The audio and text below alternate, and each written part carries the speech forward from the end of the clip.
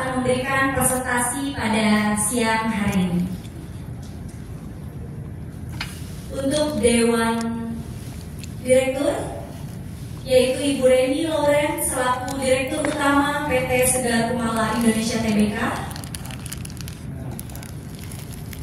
Selanjutnya Ibu Fianita Januarini selaku Direktur PT Segar Kumala Indonesia Tbk. Selanjutnya izinkan saya untuk memperkenalkan kembali Komisaris dan pendiri PT Segar Kumala Indonesia Tbk, yaitu Bapak Michael Iksan Susilo selaku Komisaris Utama PT Segar Kumala Indonesia Tbk. Selanjutnya Bapak Hendro Susilo selaku Komisaris PT Segar Kumala Indonesia Tbk. Selanjutnya Bapak Bagus Abimanyu Lulu selaku Komisaris Independen PT Segar Kumala Indonesia Tbk. Hari ini 2 Mei 2025, PT Segar Kumala Indonesia Tbk akan menyampaikan laporan kegiatan, laporan keuangan, pencapaian dan kinerja perseroan selama tahun buku 2024 kepada para pemegang saham dan seluruh pemangku kepentingan. Kami memohon juga kesediaan Bapak Hendro Susilo selaku Komisaris dari PT Segar Kumala Indonesia Tbk untuk menyampaikan sepatah dua patah kata sekaligus membuka acara kita pada siang hari ini. Waktu dan tempat saya persilakan. Terima kasih. Assalamualaikum warahmatullahi wabarakatuh. Salam sejahtera bagi kita semua. Om Swastiastu, Namo Buddhaya, salam kebajikan. Yang terhormat para pemegang saham, rekan-rekan profesi penunjang, rekan-rekan media, dan yang terhormat pula para calon investor. Selamat siang dan terima kasih atas kehadirannya. Puji dan syukur saya panjatkan kepada Tuhan Yang Maha Esa karena oleh rahmat-Nya kita semua dapat datang dan menghadiri undangan acara Public Expose PT Segar Kumala Indonesia Tbk. Perkenalkan, saya Hendro Susilo selaku Komisaris dari PT Segar Kumala Indonesia Tbk, yang selanjutnya disebut SKI, yang juga bertindak sebagai profesional dalam melakukan pengawasan terhadap jalannya usaha SKI. Sejak didirikan pada Juni 2017 lalu, SKI telah beroperasi dengan sangat baik, sehingga mampu mencatatkan kinerja yang positif dan mampu secara berturut-turut mencetak pertumbuhan yang cukup baik. Dan pada tahun 2022, SKI menjadi perusahaan terbuka dan ikut berkiprah terutama berkontribusi pada perkembangan pasar modal Indonesia. Tahun 2024 adalah tahun yang penuh tantangan. Gejolak harga komoditas global, depresiasi rupiah, dan ketatnya persaingan menjadi faktor eksternal yang signifikan. Tahun 2024 SKI menunjukkan pertumbuhan pendapatan 24% dengan pencapaian 2,2 triliun rupiah. Tentunya hal tersebut tidak lepas dari hasil kerja keras para profesional yang memimpin SKI, yang selalu mengikuti prinsip-prinsip good corporate governance. Direksi telah menyusun rencana usaha yang mencerminkan potensi pertumbuhan, baik dari peluang yang tersedia di pasar domestik maupun tantangan yang muncul di dinamika kebijakan global. Fokus utama strategi tersebut adalah keberlanjutan, efisiensi, dan inovasi yang menjadi pilar penting untuk menjaga stabilitas dan daya saing perseroan di tengah persaingan yang semakin ketat. Saya percaya bahwa strategi tersebut dapat mendukung pencapaian visi jangka panjang perseroan. Saya yakin dengan komitmen bersama, inovasi berkelanjutan, dan semangat kolaborasi yang kuat, perseroan dapat terus melangkah maju dan mencapai pertumbuhan yang membawa dampak positif, tidak hanya bagi perseroan, tapi juga bagi pemangku kepentingan dan masyarakat luas.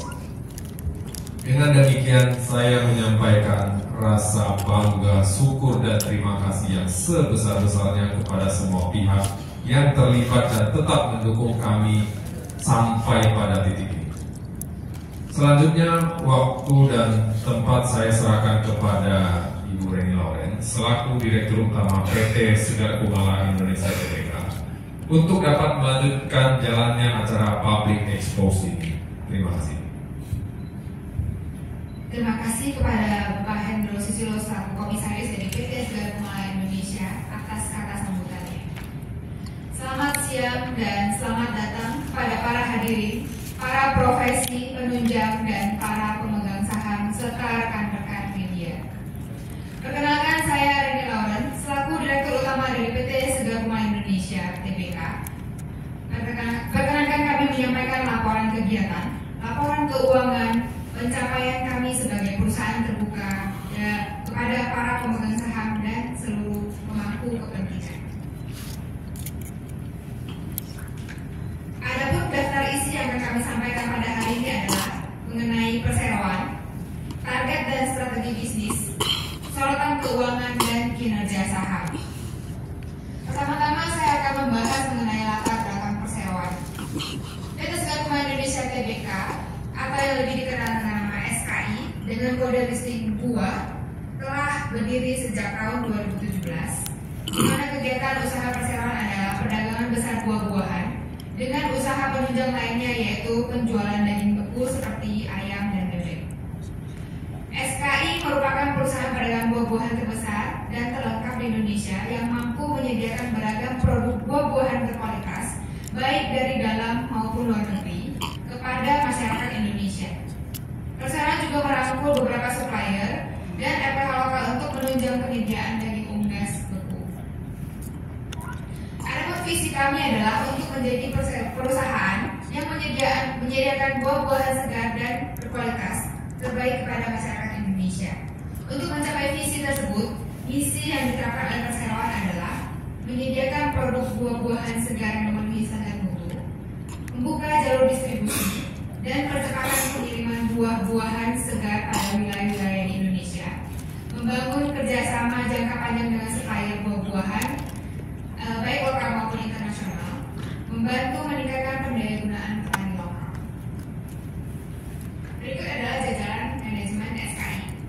Bapak Michael Iksan Susilo selaku Komisaris Utama sebagai Bapak pendiri dari perseroan yang telah mempunyai pengalaman yang sangat lama dan banyak dalam industri buah-buahan Indonesia. Bapak Hendro Susilo selaku Komisaris sebagai Bapak pendiri dari perseroan yang mempunyai banyak pengalaman baik secara manajemen maupun industri buah-buahan.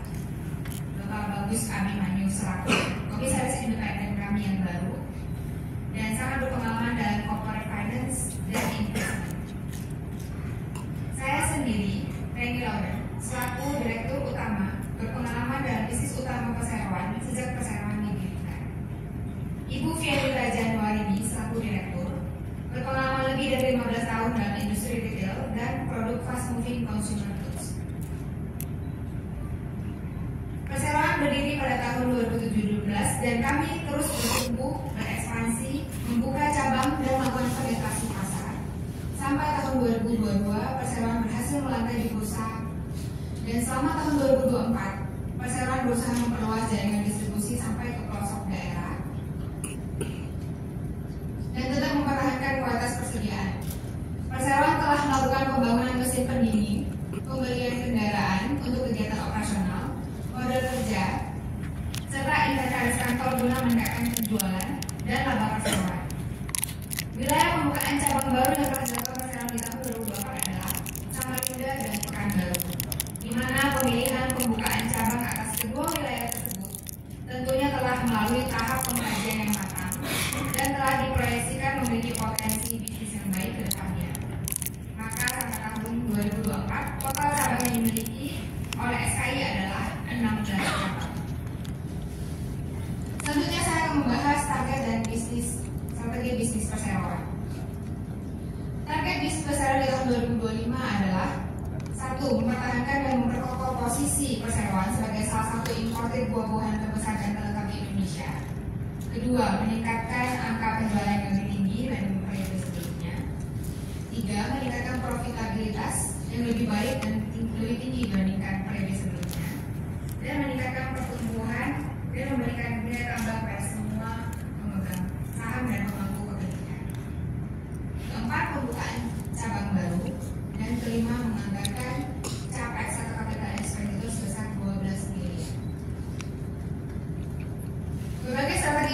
sasaran di tahun 2025 adalah memperkuat kerjasama dengan supplier untuk melakukan distribusi lebih banyak lagi varian-varian buah baru dari berbagai macam negara.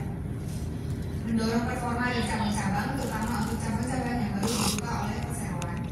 Ketiga, mengoptimalkan musim panen buah-buahan terbaru, sehingga akan banyak buah-buahan yang berkualitas dan menjadi favorit bagi customer yang dapat mendorong tingkat penjualan perseroan.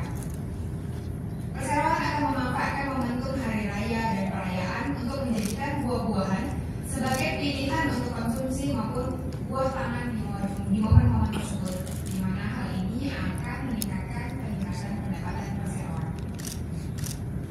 Target pasar SKI terbagi menjadi dua sektor, yaitu traditional market dan modern market. Untuk traditional market yang kami maksud di sini adalah pasar-pasar induk, agen-agen buah, dan distributor. Total traditional market di seluruh Indonesia terus meningkat. Dari data BPS Indonesia, total traditional market tahun 2024 adalah lebih dari 17.000, yang sebelumnya 16.000. Dengan menjalin hubungan baik dengan traditional market, kami yakin akan memberikan dampak positif untuk tingkat pertumbuhan dan keuntungan perseroan. Sedangkan untuk modern market yang kami maksud di sini adalah toko swalayan dan pusat perbelanjaan seperti Rest Market, Superindo, Alfa Group, Indomaret, Jogjas Group, Alfresh, Hypermart, dan masih banyak lagi yang tidak dapat kami sebutkan satu persatu dalam kesempatan ini. Kami sangat optimis melalui kerjasama dengan modern market, perseroan dapat terus meningkatkan angka penjualan dan tingkat profitabilitas. Lampir alur bisnis perseroan di mana dapat dilihat pada nomor 1 paling kiri, yaitu perseroan mendatangkan produk dari supplier yang berasal dari berbagai macam negara. Kemudian produk yang sampai di pelabuhan akan dikirimkan ke gudang penyimpanan. Perseroan menggunakan armada kontainer. Setelah produk sampai di gudang penyimpanan, tim QC perseroan akan melakukan pemeriksaan atas kualitas dan kuantitas produk. Setelah itu perseroan akan mendistribusikan produk kepada customer. Untuk meningkatkan efisiensi dan memastikan buah-buahan kami dapat menjangkau konsumen di seluruh wilayah Indonesia dan keadaan tetap segar dan prima, perseroan melakukan distribusi produk menggunakan armada mobil berpendingin. Perseroan mendistribusikan produk kepada customer yang terdiri dari modern market dan traditional market. Kemudian modern market dan traditional market akan melakukan pendistribusian kembali kepada end user. Kami mengimport buah-buahan tersebut di atas melalui 3 pot besar di Indonesia, yaitu 1 pot Belawan di kota Medan, 2 pot Tanjung Priok di kota Jakarta, dan 3 pot Tanjung Perak di kota Surabaya. Buah-buahan yang kami import dari pot Belawan akan didistribusikan ke kota-kota yang berada di Pulau Sumatera seperti kota Medan, Aceh, Pekanbaru, Palembang, dan seterusnya. Dari pot Jakarta, kami mendistribusikan produk kami ke daerah Jakarta dan sekitarnya, kota-kota di daerah Jawa Barat, dan juga Bangka. Dari pot Surabaya, kami mendistribusikan produk kami ke Pulau Kalimantan Timur, tepatnya kota Balikpapan, dari Jawa Tengah, Jawa Timur, dan sekitarnya. Di penutupan tahun 2024, kami memiliki total 16 cabang dengan kapasitas penyimpanan sebesar 7.905 ton yang didukung oleh 88 unit pendingin.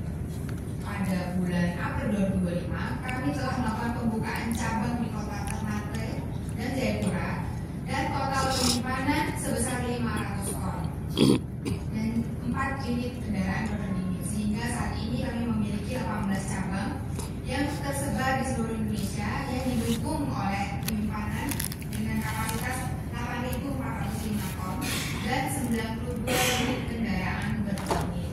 Kami berharap pembukaan cabang baru tersebut dapat mendukung perseroan dalam hal efisiensi untuk menjangkau konsumen di seluruh Indonesia, sehingga seluruh masyarakat Indonesia dapat merasakan produk buah-buahan yang segar dan berkualitas tinggi.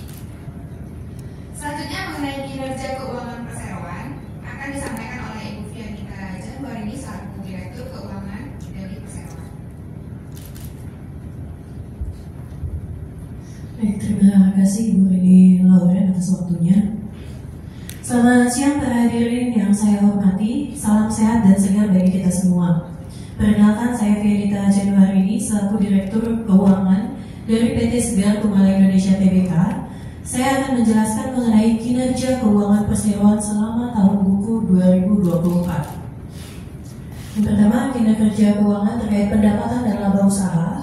Pendapatan di tahun 2024 masih tetap tumbuh 2 digit sebesar 24,2% year on year, meskipun sempat disampaikan tadi daya beli menurun dan melampaui target yang direncanakan sebesar 2 triliun. Perseroan mampu membukukan laba bersih sebesar 35,3 miliar di tengah kondisi ekonomi dan daya beli masyarakat 2024 yang menurun, namun buah bisa tetap tumbuh dari pendapatannya. Selain itu, kinerja pendapatan yang positif juga tidak terlepas dari ekspansi yang perseroan lakukan sepanjang 2024. Di antaranya dengan pembukaan cabang baru di Pekanbaru dan Samarinda yang menambah kapasitas penyimpanan kami sebesar 400 ton. Next, untuk kinerja keuangan, rasio perputaran dapat dilihat perseroan telah berusaha semaksimal mungkin di tengah kondisi ekonomi yang melemah dan berhasil mempertahankan rasio perputaran piutang, hutang, persediaan, dan cash conversion yang stabil dari tahun 2023. Secara kinerja keuangan, neraca dan dividen sepanjang tahun 2024, perseroan berupaya untuk meningkatkan aset, menjaga kestabilan liabilitas, dan meningkatkan nilai ekuitas. Perseroan juga tetap memegang komitmen perseroan untuk melakukan penambahan 2 cabang setiap tahunnya untuk melakukan ekspansi bisnis yang diikuti dengan penambahan kapasitas penyimpanan dan kendaraan berpendingin. Seperti yang diketahui, pada penutupan tahun 2024, perseroan telah memiliki kapasitas penyimpanan sebesar 7.905 ton dan 88 unit mesin berpendingin, kendaraan berpendingin. Selain itu, meskipun terdapat penurunan secara laba bersih, di tahun 2024 perseroan tetap berkomitmen untuk membagikan dividen tiap tahunnya, dan atas laba bersih tahun 2024 perseroan akan membagikan dividen sebesar 21 miliar atau Rp21 per lembar saham. Demikian yang dapat saya sampaikan. Selanjutnya akan saya kembalikan kepada Ibu Reni Laura. Terima kasih kepada Ibu Fianita atas pemaparannya. Saya akan melanjutkan pemaparan mengenai kinerja saham. Terakhir adalah pergerakan saham buah. Penurunan harga saham buah tersebut sejalan dengan penurunan IHSG karena adanya isu global dan domestik. PT Segar Kumala Indonesia Tbk termasuk ke dalam sektor industri barang konsumsi, consumer product, dan subsektor kuliner, serta termasuk ke dalam indeks consumer non-cyclical atau food and surplus retailing, ISSI Indonesia Syariah Stock Index, DBX Development Board Index. Penurunan harga saham buah tersebut sejalan dengan penurunan IHSG karena adanya isu global dan domestik. Market cap buah untuk tahun 2024 adalah sebesar 1,7 triliun. Selama tahun 2024, perseroan mencatatkan kinerja positif melalui perluasan jaringan distribusi, termasuk pembukaan fasilitas cold baru di Samarinda dan Pekanbaru. Menyusul tahun 2025, kami melanjutkan langkah ekspansi strategis dengan pembukaan cabang di Ternate dan Jayapura, serta penambahan kapasitas penyimpanan sebesar 500 ton. Kami secara berkesinambungan terus mengedepankan peningkatan kualitas dalam menjalankan operasi. Direksi dengan bangga menyampaikan bahwa perseroan di tahun 2024 telah berhasil menerapkan catatan kinerja keuangan, operasional, dan penerapan tata kelola yang memuaskan. Di tengah situasi yang masih dipenuhi tantangan, perseroan berhasil menjaga laju pertumbuhan bisnisnya dan mempertahankan posisinya dengan mencatatkan pertumbuhan yang positif. Sebagai penutup, kami atas nama direksi mengucapkan terima kasih yang sebesar-besarnya kepada para pemegang saham, karyawan, pelanggan, mitra kerja, dan seluruh pemangku kepentingan yang terlibat dengan bisnis perseroan atas seluruh dukungan dan kepercayaannya. Perseroan di tahun 2024 disertai dengan tantangan namun berhasil perseroan hadapi, baik secara dan terus secara global. Kita mengikuti tantangan dan terus bertumbuh dan berinovasi. Dilandasi optimisme dan semangat inovasi, PT Segar Kumala Indonesia Tbk akan terus melanjutkan memberikan nilai tambah yang berkelanjutan, sekaligus mencapai target strategis yang telah ditetapkan. Kami yakin bahwa dengan adanya sinergi yang positif dengan seluruh pihak, perseroan dapat terus melangkah maju untuk menciptakan dampak positif melalui produk berkualitas tinggi dengan layanan prima yang terpercaya. Demikian dan terima kasih. Baik, boleh kasih tepuk tangan. Oke, terima kasih atas pertanyaannya dari rekan-rekan media. Pertanyaannya sangat kritis dan sangat bagus. Oke, pertanyaan dari Bapak Supriyanto ya, mengenai pendapatannya naik, secara omset naik, tapi kok labanya turun ya.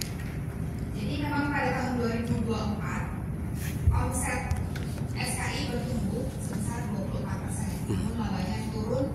Itu ada beberapa penyebab, sebenarnya karena juga ada isu perang geopolitik. Itu menyebabkan biaya pembelian kita naik.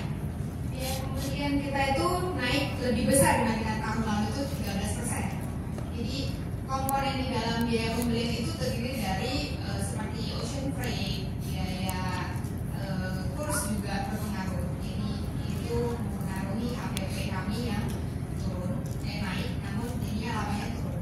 Kenapa seperti itu? Karena kita juga ingin mengimbangi daya beli masyarakat. Jadi kita juga mendukung, karena ini produk kesehatan, kita mendukung agar masyarakat bisa menikmati dan mengkonsumsi buah-buahan segar dan bergizi tetap berjalan. Maka kita harus mempertahankan harga jual kami. Itu untuk pertanyaan yang pertama. Terus pertanyaan yang kedua mengenai capex yang 12M. Tahun 2024 kita sudah menyelesaikan capex kita yang 16 miliar, di mana pemakaiannya itu adalah untuk gudang sebesar 17%, kemudian 80% kita gunakan untuk membeli mobil berpendingin, itu untuk menyambung semua rantai distribusi kita seluruh Indonesia. Yang ketiga, kita menggunakannya sebanyak 3% untuk inventaris, itu untuk tahun 2024. Tahun 2025 kita berencana menggunakan 12 miliar. Itu kita akan fokuskan 70%-nya pada pembangunan gudang dan 25%-nya kami gunakan untuk mobil berpendingin, karena tahun 2024 kita sudah fokus di mobil pendingin. Jadi tahun 2025 ini kita akan fokus di pembangunan gudang sebesar 70%, dan sisanya 3% untuk inventaris kantor. Itu untuk pertanyaan yang kedua mengenai penggunaan capex yang 12 miliar. Kemudian yang ketiga, kerjasama dengan supplier mancanegara, apakah ada efek? Sebenarnya kalau dilihat dari tonase pembelian SKI, jadi dari tahun 2024 sampai tahun 2025, di mana pembelian kita di tahun 2024 itu ada sebesar 119.000 ton. Itu kategorinya adalah 66% yang kita gunakan untuk membeli produk Cina. Memang karena memang produknya lebih lengkap dari China dan secara harga juga lebih terjangkau sehingga lebih cocok ke pasar Indonesia. 7,4%-nya itu kita gunakan untuk pembelian produk dari Thailand, dan 5,7%-nya itu dari Australia. Sebenarnya barang dari Amerika itu hanya 2%, jadi sebenarnya tidak benar-benar terlalu terefek pada bisnis buah kami. Namun ada efek samping yang seperti HPP tadi secara tidak langsung menyangkut. Jadi karena kursnya yang tidak stabil, di situ kita juga sudah mulai mengalihkan pembayaran kami ke dalam bentuk kayak tadi 66% Cina, kita mulai menggunakan RMB untuk transfer uangnya. Jadi itu sejalan dengan tadi, apakah ada efek dari perang global? Tentu ada, dengan kita sudah mulai mengkonversi pembayaran kami dari US dollar ke mata uang negara tertentu. Itu mitigasi dari SKI untuk kedepannya. Jadi itu pertanyaan yang ketiga. Kerjasamanya selanjutnya tetap sama, karena memang China hampir menguasai produk seluruhannya. 50% itu buah-buahan kita di support dari China. Oke, untuk CSR, setiap tahun kita memang harus sebagai perusahaan terbuka harus selalu mencadangkan CSR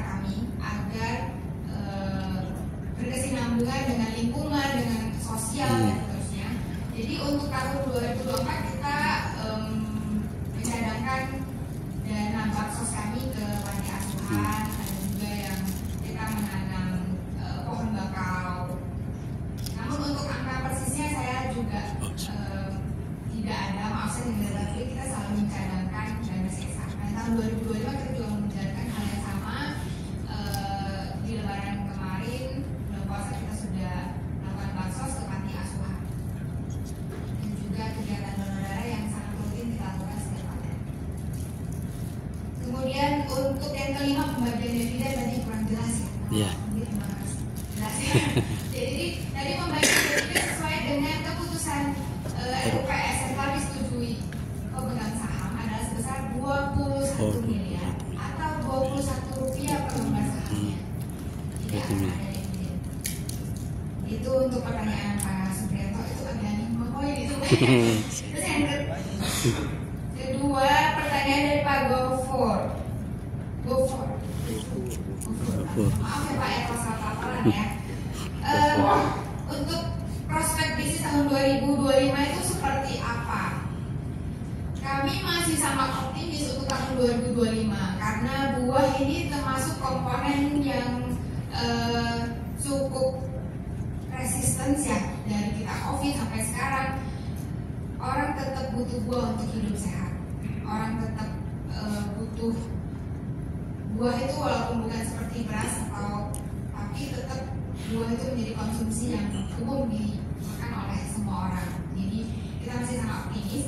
Tahun 2025 kita memproyeksikan kenaikan pembelian produk buah-buahan kita sebesar 20%, maka kita memproyeksikan sekitar 148.000 ton untuk diimpor di tahun 2025. Itu prospek bisnis kami ya, kami masih sangat optimis untuk tahun 2025. Terus untuk yang kedua, target omset dan margin di tahun 2025.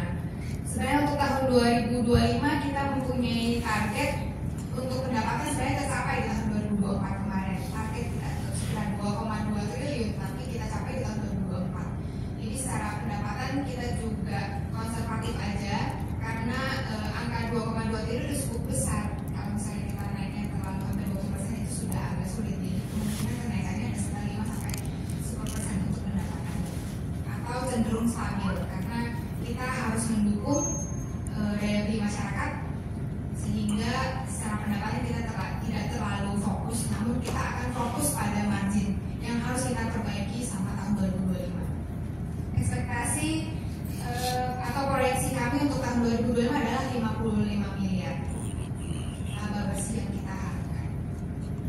Jadi tahun 2024 memang ada penurunan, namun kita ingin coba kembali ke tracknya sesuai dengan proyeksi yang kita udah buat dari tahun-tahun sebelumnya.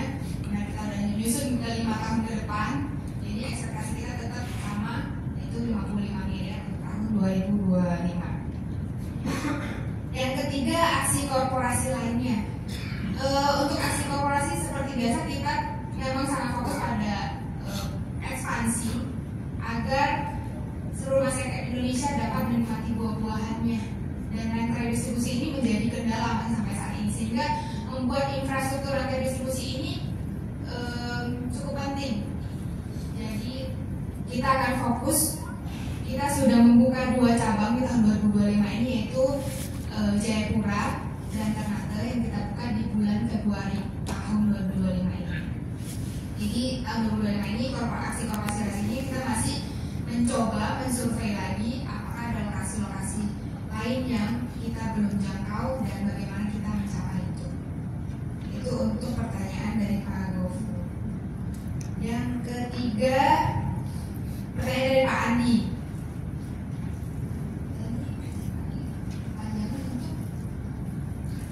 Bidang lainnya, apakah tadi jawaban saya kurang lebih udah menjawab ya untuk yang bisnis kita buah-buahan sampai hari ini pengembangannya adalah di perdagangan besar ayam dan bebek juga. Jadi karena ini paralel, saat ini buah-buahan itu menguasai omset kita tuh sekitar 90%-an. Di tahun 2024 kita berhasil naikin menjadi untuk ayam dan bebeknya itu jadi sekitar 10% lebih. Yang sebelumnya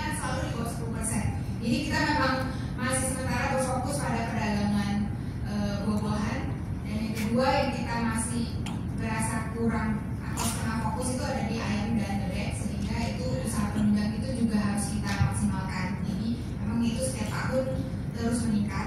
Jadi di tahun 2024 sudah berhasil di atas 10%, itu sekitar 11%. Itu untuk jawaban yang pertanyaan dari Pak Andi. Oke, baik. Terima kasih untuk pemaparan jawabannya Ibu Reni Loren. Baik, selanjutnya kita masuki sesi pertanyaan yang kedua. Untuk 3 orang yang mau bertanya, saya persilakan ya.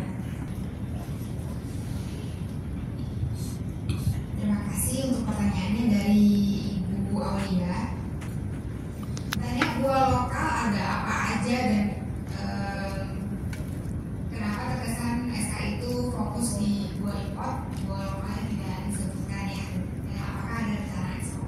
Kayaknya kurang seperti itu. Untuk buah lokal, sebenarnya SKI juga sudah mulai melakukan kerjasama untuk secara eksklusif itu hanya supply ke SKI. Nah, ada beberapa produk yang kita sedang jalankan, yaitu buah melon. Melonnya ini jenisnya memang khusus yang dia agak crunchy dan seterusnya. Jadi memang kita perlu sesuatu yang unik, kita perlu sesuatu diferensiasi. Kalau misalnya kita hanya jual buah lokal aja semangka atau kurang ini, jadi kita memang untuk buah lokal kita hanya fokus atau terus mencari buah-buah eksklusif yang bisa di branding menjadi SK dan kita bisa mengembangkan bersama-sama dengan petani lokal. Ayo kita kembangkan bersama. Jadi seperti buah-buah yang cukup unik itu, dan kedua ada selain melon ada alpukat. Jadi alpukat Indonesia sebenarnya kesulitannya salah satunya adalah beli 10 mungkin jongnya 5 gitu ya, karena mengkel lah, karena apa. Jadi kita memang juga ada fokus juga secara eksklusif untuk pengembangan bersama petani lokal untuk alpukatnya, apakah bisa dengan jenis khas yang produknya bisa secara bersamaan mateng gitu, tidak. Jadi memang buah-buah lokal Indonesia itu memang harus sangat fokus, sehingga sulit mengimbangi produk impor tadi, karena sudah terlalu masif, mereka sudah duluan gitu ya. Jadi memang kita sangat bersabar untuk pengembangan itu, dan kita juga menunggu pengembangan itu untuk agar kita bisa ekspor, agar kita sudah coba menawarkan melon tadi ke beberapa negara seperti mungkin Malaysia atau Thailand. Contohnya kayak melon, mereka selalu tanya, terus keistimewaan saya mesti impor dari Indonesia apa? Melon saya juga punya katanya. Jadi kita memang sangat mencari buah-buahan yang sangat eksklusif dan unik itu tadi, karena kalau kita ekspor pepaya atau semangka saya juga punya di sini. Jadi kita memang bersabar sama petani yang ada, petani lokal. Saat ini sudah berjalan juga ya Bu ya. Jadi seperti melon dan alpukat tadi, juga ada beberapa buah seperti semangka yang mungkin size-nya nanggung, kita sebutnya semangka toro. Jadi karena semangka itu kebanyakan orang beli satu kegedean, di sana bersih nggak ya? Jadi kita juga mencoba semangka yang ukurannya lebih kecil lah untuk keluarga yang hanya 3 atau 4. Jadi lebih ke spesialisasi sih ya. Jadi kita juga harus punya diferensiasi agar bisa diekspor juga ke luar. Itu untuk pertanyaan dari Mbak Aulia. Kayaknya sudah jauh ya Bu. Untuk yang kedua dari Iwan ya, apa jaminan buah itu konsumsi dan aman? Jadi sampai hari ini buah-buahan itu semua tidak diproduksi di pabrik, jadi itu semua hasil alam, jadi sangat terjamin secara sangat aman dikonsumsi karena itu memang dari alam. Juga banyak efek sampingnya memang, kalau buah-buahan itu nyampe tidak selalu perfect atau selalu nggak ada defeknya. Kalau seperti pakaian ada defek, itu pasti ada. Buah-buahan yang sampai di Indonesia itu tidak selalu sempurna. Mungkin itu yang membuat Pak Iwan bertanya, ini sebenarnya aman ya? Itu katanya terlalu cantik ya. Jadi memang ada proses yang sudah dengan mengirimkan produknya dengan baik sampai di sini. Bahkan di Indonesia juga sebenarnya ada produk yang kita ekspor ke luar negeri seperti manggis, juga pasti ada bahan yang memang untuk dipakai untuk agar ini memang aman dikonsumsi dan juga sampai dengan aman ke negara tujuan. Jadi murni aman Pak. Jadi buah-buahan itu sampai hari ini memang diproduksi secara natural. Kita juga sangat mengkhawatirkan situasi kondisi apakah ada El Nino, apakah ada apa, itu sangat berefek pada hasil panen juga. Jadi sangat volatile dan sangat tidak stabil ya untuk buah-buahan. Terus pertanyaan udah jawab ya Pak ya? Oke. Yang ketiga Pak dari Ibu Bu Fetris dari Kontan ya.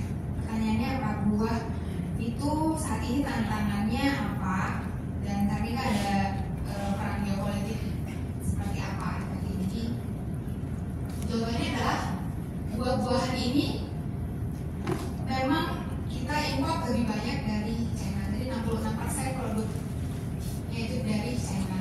Jadi efek terhadap perang geopolitik ini tidak terlalu bagaimana, karena SK ini mengimpor buah-buahan ini termasuk kepada negara-negara yang masih free trade.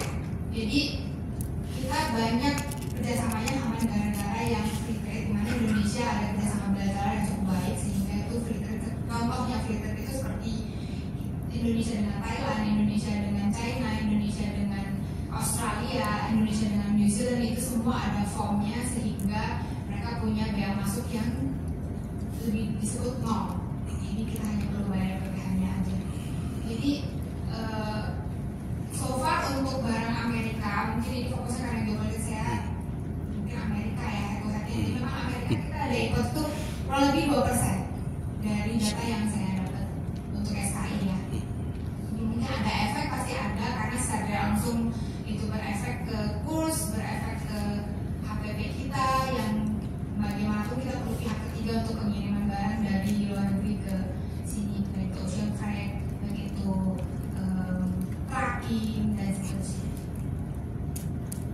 Terus yang kedua, sentimen apa untuk growth-nya? Jadi tantangan SKI yang pertama udah pasti cuaca juga itu sangat mempengaruhi. Jadi kalau negara-negara tertentu yang kita sudah planning atau kita sudah kontak ternyata ada situasi alam yang kalau tentu itu akan membuat impor kita gagal. Maksudnya pembelian kita juga gagal karena produknya tiba-tiba nggak ada dan kita harus mengecewakan customer yang mungkin sudah memberikan uang DP atau pembelian, pembuka pembeliannya.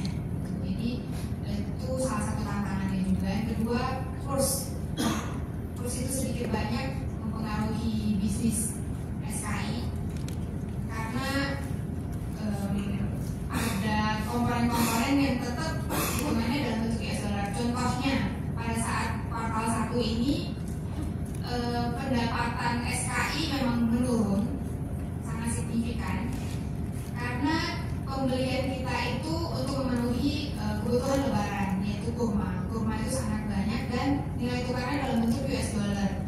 Nah itu berefek sehingga kuartal 1 kondisi labanya tidak terlalu sesuai harapan kita. Namun kita yakin karena kita sudah menjanjikan harga jual kepada semua pelanggan dan konsumen, maka kita tidak menaikkan harga jualnya sehingga efeknya adalah laba bersih kita di kuartal pertama agak menurun. Namun kita yakin di kuartal kedua, ketiga, dan keempat kita bisa membalas itu semua. Jadi tantangan kurs tidak banyak, ada tergantung kebutuhan. Tadi kita juga sangat tergantung pada perayaan, karena kalau perayaannya Lebaran atau Idul Fitri tentu lebih butuhnya kurma, yang mana kurma itu semuanya dalam bentuk US dollar dari pembeliannya. Oke, baik, terima kasih. Boleh saya tepuk tangan? Apakah sudah cukup jelas dari jawaban yang diberikan? Sudah ya, oke baik.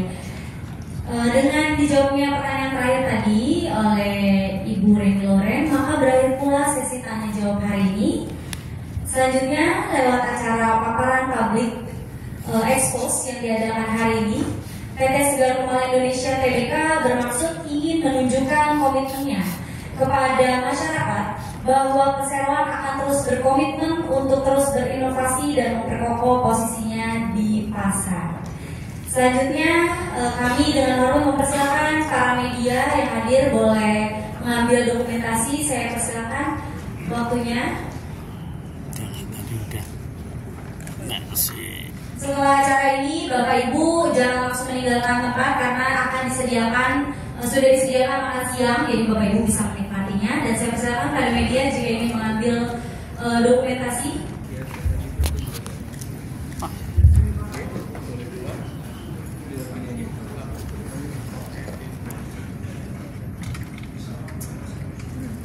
Sambil ngobrol aja, sambil jalan. Iya, pegang buku juga boleh. Pegang buku iPad boleh. Iya. Oke. 2, 3. Lihat ke arah